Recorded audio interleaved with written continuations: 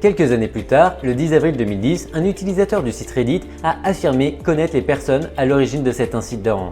En 2013, une discussion de suivi sur le forum Reddit de Chicago a vérifié les détails du post original et confirmé l'histoire. À partir de ces deux messages, Chris Nittell de Vice et Motherboard ont rédigé un article accompagné de recherches supplémentaires, confirmant la véracité des récits des deux messages anonymes. Ce qui a permis de conclure que le mystère avait été résolu. Ce qui est étrange, c'est que les noms des auteurs de ce cas particulier n'ont jamais été révélés. En outre, la personne qui a fait la publication de 2010 a annulé ses affirmations initiales, après avoir examiné les preuves ainsi que les enquêtes des techniciens de la télévision de Chicago.